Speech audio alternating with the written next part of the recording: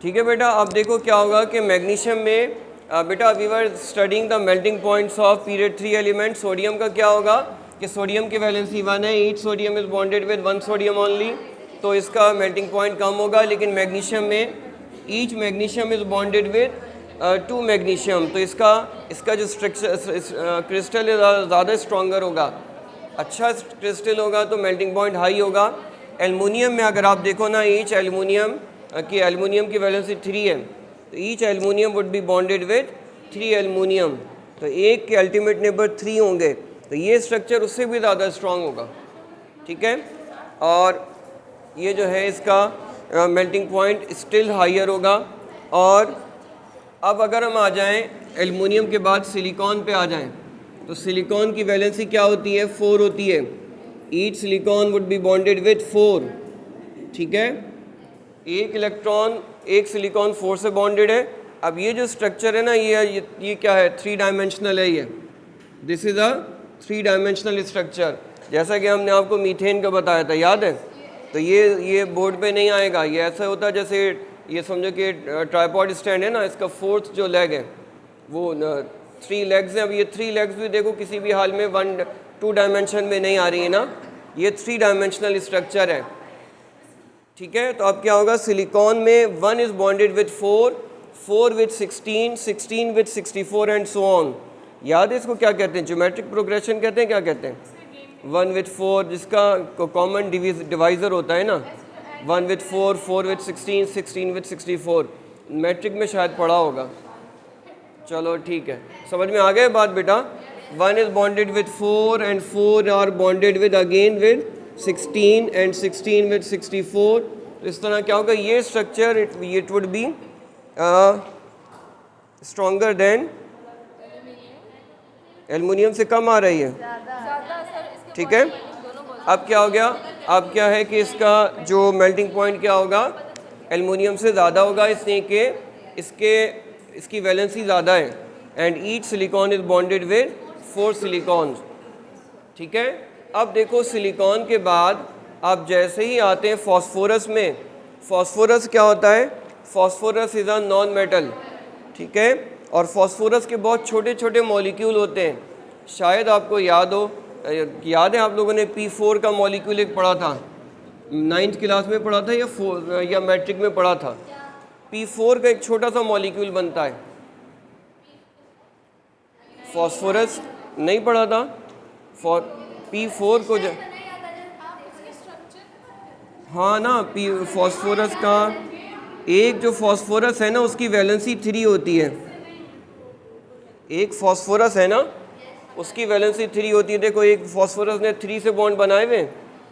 अब देखो अगर ये इससे बॉन्ड बना ले और ये इससे बॉन्ड बना ले और ये जो है ना इससे बॉन्ड बना ले। अब अगर आप गौर करो ना, तो इस वाले फॉस्फोरस के देखो 3 बॉन्ड नज़र आ रहे, 1 2 और ये के डॉटेड। इस फॉस्फोरस को देखो 3 बॉन्ड वैसे ही नज़र आ रहे।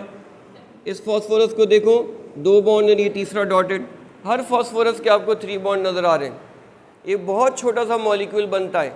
ये तो देखो फैलते चले जा रहे थे ना infinitely, they were forming an infinite network covalent structure, but this is a very small molecule, तो इसका मेल्टिंग पॉइंट बहुत कम होगा। ठीक है, सल्फर की वैलेंसी देखो ये आएगा इधर। अब बेटा देखो सल्फर का मॉलिक्यूल जो होता है ना, एक्चुअल में तो एक पकड़ रिंग स्ट्रक्चर होता है, लेकिन अगर हम बिल्कुल एक सादा सी बात करें ना, सल्फ़र का एक हेक्सागोनल मॉलिक्यूल बात करते हैं, अगर ज़्यादा डिटेल में नहीं भी जाएं, तो देखो ये क्या हो गया, ये सल्फ़र का हर सल्फ़र की वैलेंसी देखो 2 है। अब ये बन गया S6 का मॉलिक्यूल। एक जगह S8 का भी मॉलिक्यूल बनता है, लेकिन हम उस डिटेल में नहीं जा रहे। चाहे S6 हो क्या S8 हो, लेकिन बहुत छोटा सा मॉलिक्यूल है। तो मॉलिक्यूल बहुत छोटे छोटे मॉलिक्यूल के मेल्टिंग पॉइंट बहुत लो होते हैं। ठीक है, सल्फ़र हो गया, सल्फ़र के बाद कौन होता है हमारे पास, क्लोरीन हो गया। क्लोरीन तो बहुत ही छोटी होती है, मतलब मॉलिक्यूल छोटा सा होता है Cl2 का, तो उसका मेल्टिंग पॉइंट क्या होगा। गैस के तो मेल्टिंग पॉइंट कहाँ आते हैं, गैस के मेल्टिंग पॉइंट तो नेगेटिव में आ रहे होते हैं कहीं।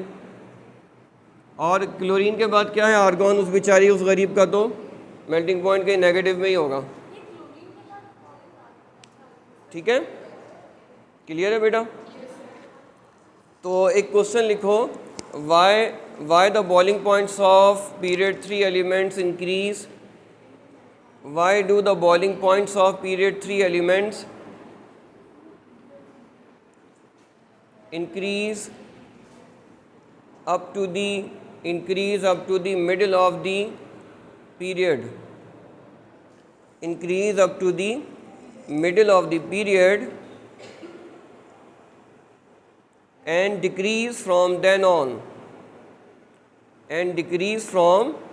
on, इसका आंसर आपको यहीं से मिल जाएगा, बुक में ही मिल जाएगा। इसकी वजह क्या है?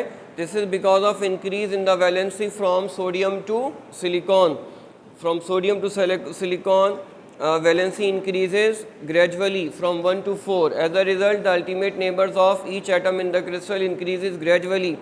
As a result, the crystal becomes stronger and stronger and the melting point go on increasing. ठीक है? उसके then on क्या होगा? From silicon, after silicon there we have very smaller molecules of, कम होता है। हाँ, तो थर्ड पीरियड तक उसका एटॉमिक साइज कम होगा तो उससे मेल्टिंग पॉइंट उसे हीट ज़्यादा क्यों लेनी पड़ेगी? सिर्फ हम थर्ड पीरियड की बात कर रहे हैं। सर उसमें ऐसी क्या बात है, उसका एटॉमिक साइज तो कम होगा ना, मतलब पीरियड में अब पीरियड है थर्ड पीरियड, और अगर पीरियड टू पीरियड यूज करें 3 to 4 से कम होगा, एक पीरियड की बात करें थर्ड पीरियड की, कैसे बोल रहे हो?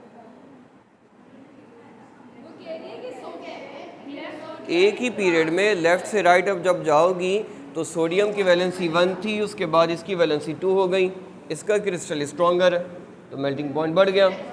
और दूसरी बात ये कि इसका साइज़ भी स्मॉलर है, तो स्मॉलर साइज़ होने की वजह से भी क्रिस्टल अच्छा बनेगा। फिर एल्युमिनियम में वैलेंसी इसकी और बढ़ गई, इसके अल्टीमेट नंबर और बढ़ गए, साइज़ इसका और छोटा हो गया, तो अब क्या है? क्रिस्टल अच्छा बन रहा है।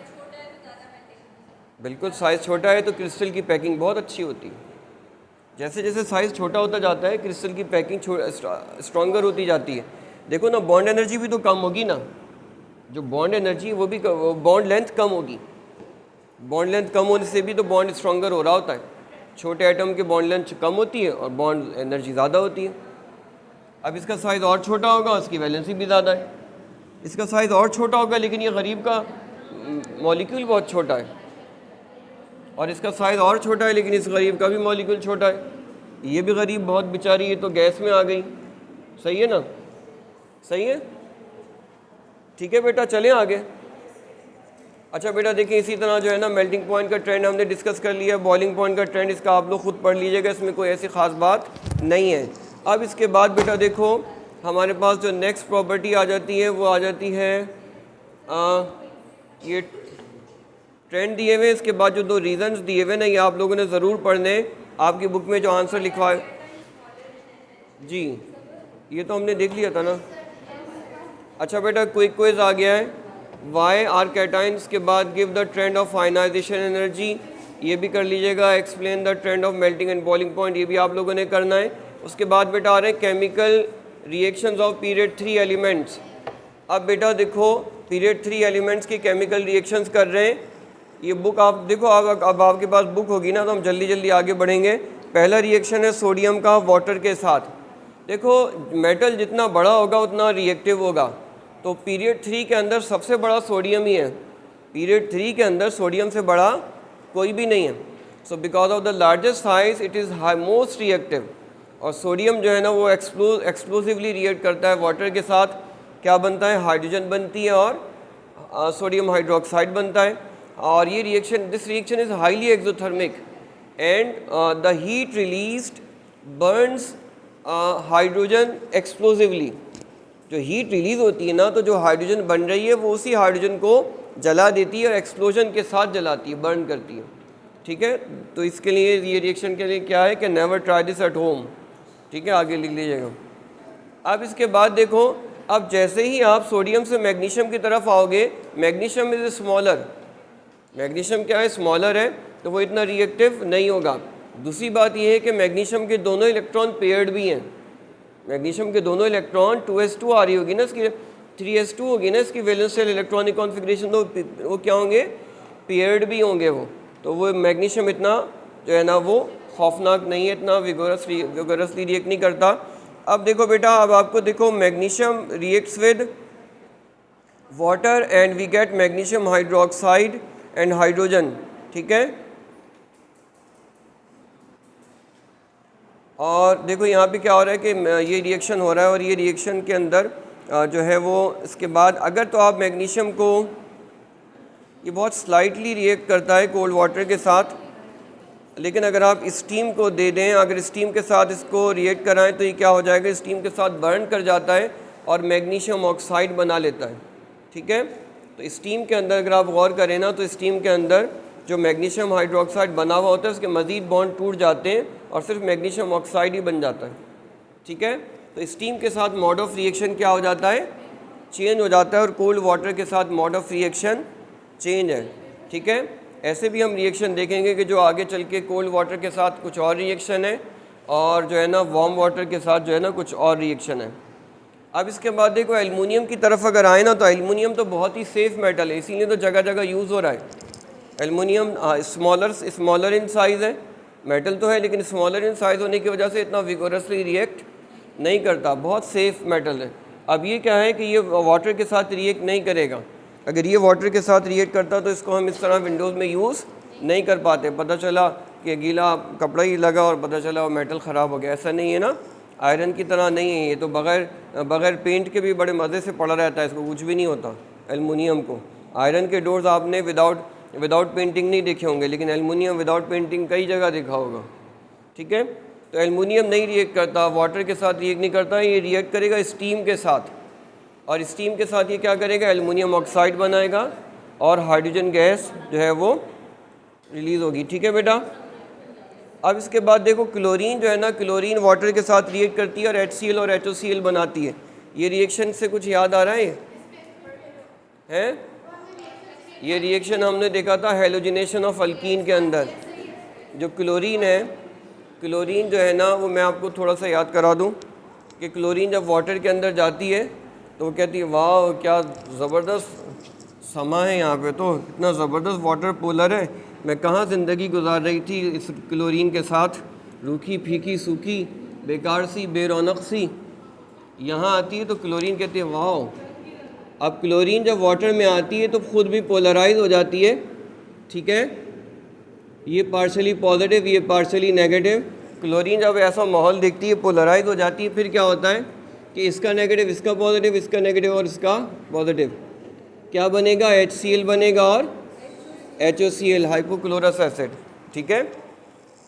तो क्लोरीन का वाटर के साथ ये रिएक्शन हो जाता है। और इसके बाद जो है उसके बाद देखें जो रिएक्शन है ना, सल्फ़र का ऑक्सीजन के साथ रिएक्शन नहीं होता और आर्गन का भी वाटर के साथ कोई रिएक्शन नहीं होता।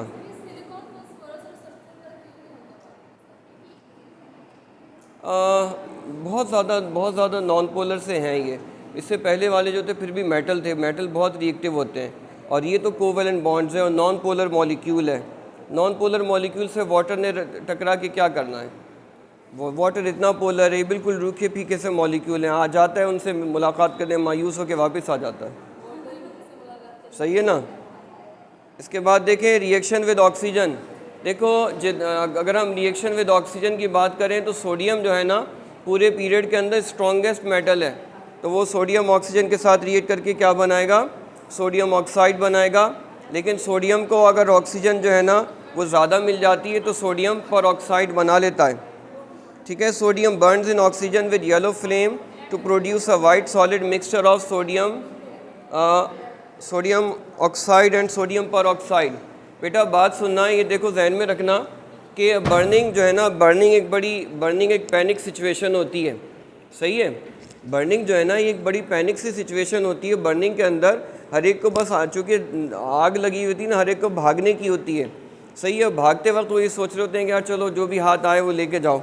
तो सोडियम को ऑक्सीजन के साथ जब बर्न कर रहे होते हैं तो हमारे पास क्या पॉसिबिलिटीज़ आ जाती हैं। एक तो पॉसिबिलिटीज़ ये आ जाती है कि सोडियम जो है ना वो ऑक्सीजन के साथ बर्न हो जाए और सोडियम ऑक्साइड बना ले, ठीक है, क्या बना ले, सोडियम ऑक्साइड बना ले। और सोडियम ऑक्साइड कब बनेगा, जब ये रिएक्शन होगा तो सोडियम ऑक्साइड बन जाए। ठीक है, जाओ, सही है बेटा। लेकिन बाद औक़ात क्या होता है कि सोडियम जो है ना उसको ऑक्सीजन कम मिल पाती है, और अगर आप देखो ना यहाँ 2 सोडियम 1 ऑक्सीजन के साथ गया है, बाद औक़ात क्या होता है कि सोडियम को ऑक्सीजन ज़्यादा मिल जाती है और वो हर सोडियम 1 ऑक्सीजन को लेकर चला जाता है। ये कहलाते हैं सोडियम परऑक्साइड। परऑक्साइड कौन से होते हैं, जिनमें ऑक्सीजन ऑक्सीजन से बॉन्डेड होती है। ठीक है, तो ये बस बात यही है कि जिसको जो हाथ लगा वो लेके चलता बना, क्या करें, नीचे से आग लगी भागो यहाँ से, बस जो भी है। सही है। अब ये कहलाते हैं नॉर्मल ऑक्साइड। ये नॉर्मल ऑक्साइड क्यों कहलाता है कि इसमें जब ये रिएक्शन हो रहा होता है ना तो ऑक्सीजन बड़ी खुश होती है, ये ऑक्सीजन -2 होती है, इसलिए कि सोडियम दोनों मिलके +2 हो गए। लेकिन यहाँ पे ये जो हमारे पास बना है इसको NO2O2 कहेंगे ना, तो ये +1 और 2 मिलके +2 हो गए, ऑक्सीजन -1 और 1 ऑक्सीजन कितनी हो गई, 2 ऑक्सीजन -2 हो गए और 1 ऑक्सीजन -1। ठीक है, तो oxygen is never happy with in the -1 oxidation state. इसका ऑक्टेट कंप्लीट नहीं होता ना, इसीलिए परऑक्साइड बड़े रिएक्टिव होते हैं। ठीक है, ऑक्सीजन इसी चक्कर में होती है कि बस किसी तरीके से मौका मिले सोडियम को छोड़ के जाऊँ मैं यहाँ से और नॉर्मल ऑक्साइड बनाऊँ, मेरे भी तो ऑक्टेट कंप्लीट हो। सही है ना, मैं भी तो स्टेबल हूँ, इस स्टेबिलिटी के चक्कर में जब भी मौका मिलता है वो छोड़ के चली जाती, फरार हो जाती। इसीलिए ये बहुत परऑक्साइड्स आर ऑलवेज वेरी रिएक्टिव। आपने देखा होगा ओजोनोलिसिस के अंदर परऑक्साइड या ऑक्सीजन ऑक्सीजन सिंगल बॉन्ड ही बन रहे होते हैं और वो टूटता ही रहता है जब तक वो ऑक्सीजन नॉर्मल नहीं हो जाती, वो भागती ही रहती है, कभी इधर से भाग के उधर जाती है, मोनोजोनाइड से ओजोनाइड, फिर वहाँ से फिर वो परऑक्साइड में जाके फंसती है, फिर आखिर में जाके बेचारी को रिहाई मिल ही जाती है। सही है ना। ठीक है बेटा, इतनी बात समझ में आ गई। तो ये जो है ना सोडियम के मोड ऑफ रिएक्शन जो है ना 2 हैं, एक तो नॉर्मल ऑक्साइड भी बन जाता है और जो है ना परऑक्साइड भी बन जाते हैं। इसको ये भी कहते हैं कि in plenty of oxygen sodium make sodium peroxide. ठीक है, Na2O कब बनेगा, जब ऑक्सीजन लिमिटेड होगी। Na2O2 कब बनेगा, जब ऑक्सीजन प्लेंटी में होगी, नहीं अबंडेंस में होगी। ठीक है, सही है, इसको स्टॉप कर दें।